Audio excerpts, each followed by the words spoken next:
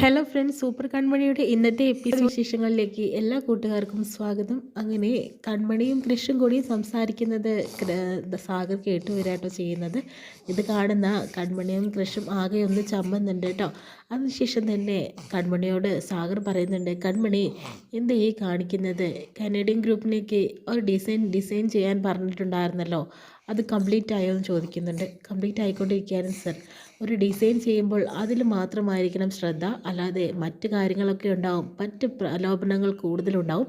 പക്ഷേ അതിലൊന്നും വീഴാതെ ഡിസൈൻ പെട്ടെന്ന് തന്നെ കംപ്ലീറ്റ് ചെയ്ത് തരണം, അത് ഗംഭീരമായിരിക്കണം എന്ന് പറയുന്നു. കൺമണി കല്യാണ സമയത്ത് ഡിസൈൻ ചെയ്യാൻ പറ്റുമെന്ന് ഞാൻ ചോദിച്ചിട്ടാണ് കൺമണിക്ക് ഈ ഡിസൈൻ തന്നിരിക്കുന്നത്. പറ്റുമെന്ന് കൺമണി എനിക്ക് വാക്ക് തന്നതുകൊണ്ടാട്ടോ ഞാനിത് തന്നിരിക്കുന്നത്, ഗംഭീരമായി തന്നെ വരണമെന്ന് പറയുന്നു. തീർച്ചയായും സർ എന്ന് പറയുന്നുണ്ട്. അതിന് ശേഷം കൃഷി ഇങ്ങോട്ട് വായോ എന്ന് പറയുന്നുണ്ട്.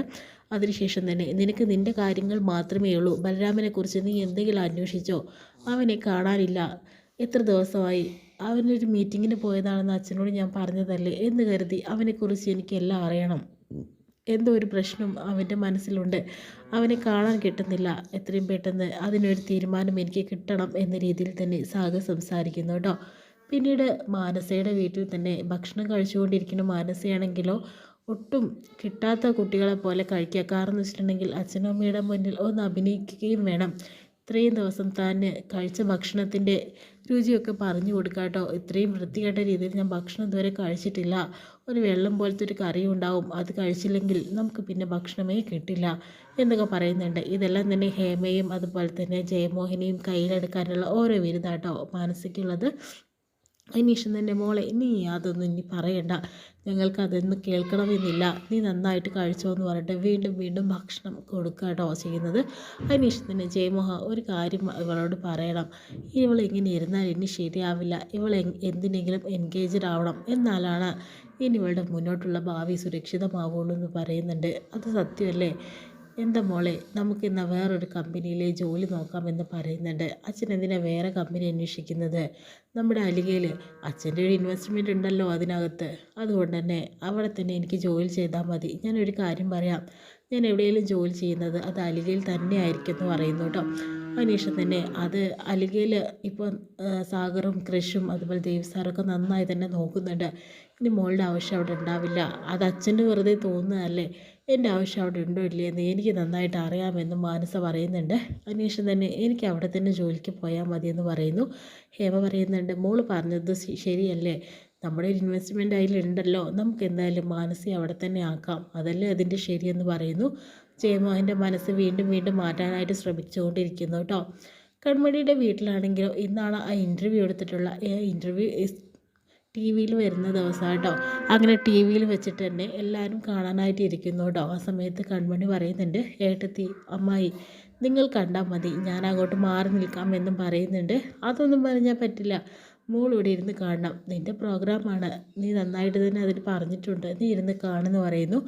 അങ്ങനെ കൺമണി പറഞ്ഞ കാര്യങ്ങളെല്ലാം തന്നെ വീട്ടുകാരും അതുപോലെ ജയമോഹനും ഹേമയും അങ്ങനെ എല്ലാവരും കണ്ടുകൊണ്ടിരിക്കുകയാണ്. അങ്ങനെ മാനസ വന്ന് കണ്ടുകൊണ്ടിരിക്കട്ടോ. കൺമണിയെ വാഴ്ത്തി പുകഴ്ത്തുന്ന കാര്യങ്ങളെല്ലാം കേൾക്കുന്ന മാനസയ്ക്ക് ഒട്ടും സഹിക്കുന്നില്ല കേട്ടോ. ഒന്ന് നിർത്തുക എന്ന് പറഞ്ഞിട്ട് ടി വി ഓഫ് ചെയ്യുന്നു. അതിനുശേഷം തന്നെ എല്ലാവരും കണ്ട് കൈ അടിക്കുന്നുണ്ട് കേട്ടോ. അത്രയും ഗംഭീരമായിട്ടുള്ള ഒരു പ്രോഗ്രാം തന്നെ ആയിരുന്നു അത്.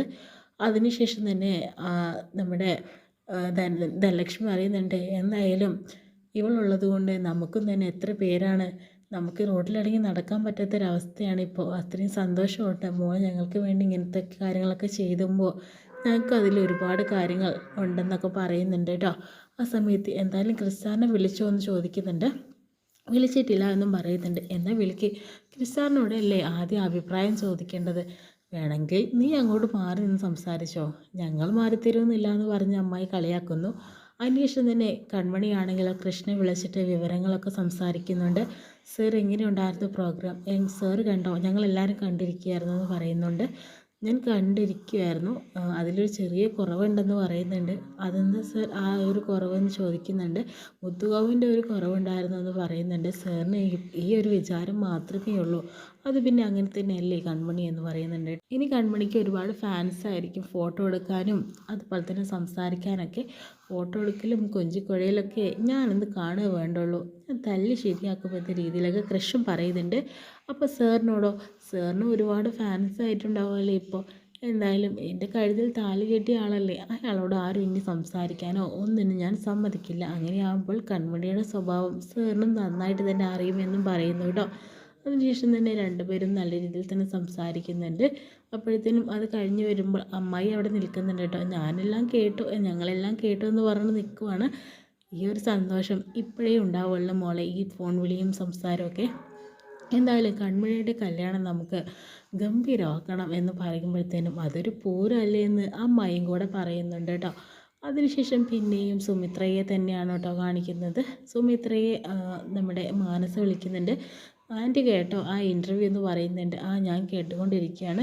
ഇനി എനിക്കൊന്ന് മതിയായിട്ടുണ്ടെന്ന് പറയുന്നുണ്ട്. നീ വിഷമിക്കേണ്ട, ബലരാമനെ കൊണ്ട് നിൻ്റെ വിവാഹം ഞാൻ നടത്തും. കൺമണി ആ വീട്ടിലേക്ക് വരുന്നതിന് മുന്നേ നീ ആ വീട്ടിലേക്ക് മൂത്ത മരുമകളായിട്ട് തന്നെ ചെല്ലുമെന്ന് പറയുന്നുണ്ട്. ഇതൊക്കെ നടക്കുമോ? ഇതൊക്കെ നടക്കും. അത്യാവശ്യ രീതിയിൽ നല്ല രീതിയിൽ തന്നെ ആ കല്യാണം ഞാൻ നടത്തുമെന്ന് പറയുന്നുണ്ട്. ആൻറ്റിയെ വിഷമിപ്പിക്കാൻ വേണ്ടി പറയല്ല, ഇതൊന്നും നടക്കാൻ പോകുന്നില്ല, നടക്കും മനസ്സേ, ഉറപ്പായിട്ടും എന്ന് പറയുന്നു. അതിനുശേഷം തന്നെ ബലരാമനാണെങ്കിൽ ആ ഗുണ്ടകളെ വിളിച്ചിട്ട് എൻ്റെ അനിയത്തിക്ക് നല്ല പനിയാണ് ഭാഗ്യശ്രീക്ക്, അവളെ ഹോസ്പിറ്റലിൽ കാണിക്കുകയോ അവൾക്കൊരു മെഡിസിൻ കൊടുക്കുകയോ എന്തെങ്കിലും വേണം, അതൊന്നും ഞങ്ങൾ തരില്ല, നിങ്ങളെന്തായാലും മര്യാദയ്ക്ക് അവിടെ ഇരിക്കാൻ നോക്കുക, അവളവിടെ കിടക്കട്ടെ, നീ കിടന്നുറങ്ങാൻ നോക്കുക എന്നൊക്കെ പറയുന്നുണ്ട്. എൻ്റെ അനിയത്തിക്ക് എന്തെങ്കിലും സംഭവിച്ചാലുണ്ടല്ലോ നിങ്ങളെ ഞാൻ ശരിയാക്കുമെന്നും ബലരാമൻ പറയുന്നു കേട്ടോ. അതിനുശേഷം തന്നെ ഭാഗ്യശ്രീ അങ്ങോട്ട് വരുന്നുണ്ട് കേട്ടോ. എന്തിനാ ഏട്ടാ അവരുമായിട്ട് വഴക്ക് കൂടുന്നത്? എനിക്കൊരു കുഴപ്പമില്ല, ഒന്ന് ഉറങ്ങി എണീറ്റാൽ തീരുന്ന പ്രശ്നമല്ലേ എനിക്കുള്ളൂ. മോളെ നിനക്ക് എന്തെങ്കിലും പറ്റിക്കഴിഞ്ഞാൽ ഏട്ടാ എന്നും പറയണ്ട, മോളിവിടെ കിടന്നു, ഞാൻ എന്തായാലും മോൾക്ക് ടാബ്ലറ്റ് കിട്ടുമെന്ന് നോക്കട്ടെ എന്നൊക്കെ പറയുന്നുണ്ട്.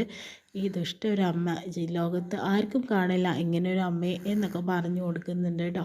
അതിനുശേഷം വീണ്ടും തന്നെ ഗുണ്ടകളൊക്കെ സുമിത്രയെ വിളിച്ച് കാര്യങ്ങളൊക്കെ സംസാരിക്കുന്നുണ്ട്. സുമിത്രയെ വിളിച്ചിട്ട് പറയുന്നുണ്ട്, മാഡത്തിൻ്റെ മോൾക്ക് ഒട്ടും തന്നെ വയ്യ, പനിയാണെന്ന് പറയുന്നു. അവനെ ശല്യം ശരിയാക്കണമെന്ന് ചോദിക്കുമ്പോഴത്തേനും ഇനി അവനെ തല്ലി ശരിയാക്കാനൊന്നും പോവണ്ട, കാരണം എന്ന് വെച്ചിട്ടുണ്ടെങ്കിൽ അവൻ ആവശ്യപ്പെട്ടത് എന്താ വെച്ചാൽ കൊടുക്കാനായിട്ട് നോക്കുമെന്ന് പറയുന്നു. അതിനുശേഷം തന്നെ ആ ടാബ്ലറ്റ് കൊടുക്കുന്നുണ്ട് കേട്ടോ നമ്മുടെ ഭാഗ്യശ്രീക്ക്. മോളിത് കഴിച്ച് റെസ്റ്റ് എടുത്തോ, ഗുളിക കഴിച്ചാൽ പനിയൊക്കെ മാറിക്കോളും എന്ന് പറയുന്നുണ്ട്. ഏട്ടാ അമ്മയ്ക്ക് എന്തോ ഒരു ഉദ്ദേശമുണ്ട്, അതുകൊണ്ടാണ് ഏട്ടനെ ഇവിടെ പിടിച്ചിട്ടിരിക്കുന്നത്, സൂക്ഷിക്കണം എന്ന് പറയുന്നു. എന്താ മോളെ ഈ പറയുന്നത്? എനിക്കൊന്നും അറിയണ്ട, നിൻ്റെ കാര്യങ്ങൾ സേഫായാൽ മാത്രം മതി, അവരെന്നെ എന്ത് വേണമെങ്കിലും ചെയ്തോട്ടെ എന്ന് പറയുന്നു കേട്ടോ. എല്ലാം നമുക്ക് പിന്നെ സംസാരിക്കാം, മോൾ റെസ്റ്റ് എടുക്കുമെന്ന് പറയുന്നു. അതിനുശേഷം തന്നെ പിറ്റേ ദിവസം കൺമണി എഴുന്നേക്കാൻ ലേറ്റ് ആവുന്നു. ആ സമയത്ത് അച്ഛൻ പോയി വിളിക്കുമ്പോൾ ഡിസൈൻ പൂർത്തിയായിട്ടുണ്ട് കേട്ടോ. ആ ഡിസൈൻ പൂർത്തിയാക്കാൻ വേണ്ടി രാത്രി മുഴുവൻ ഉറക്കമുളച്ചിരുന്ന് വരയ്ക്കുക തന്നെയായിരുന്നു കേട്ടോ. അടിപൊളിയായിട്ടുണ്ട്. ഈ ഡിസൈൻ പെട്ടെന്ന് തന്നെ നമുക്ക് ഓഫീസിൽ എത്തിക്കണം അച്ഛാ, ഞാൻ പെട്ടെന്ന് റെഡി ആവട്ടെ എന്ന് കൺമണി പറയുന്നു. അപ്പോൾ അച്ഛൻ ഒരു കാര്യം പറയുന്നുണ്ട്, ഈ ഡിസൈൻ മോള് ഉയരങ്ങളിലേക്ക് എത്തിക്കുമെന്നും പറയുന്നുണ്ട് കേട്ടോ. ഇത്രയും കാണിച്ചുകൊണ്ട് ഇന്നത്തെ എപ്പിസോഡ് വിശേഷം കഴിയുന്നത്.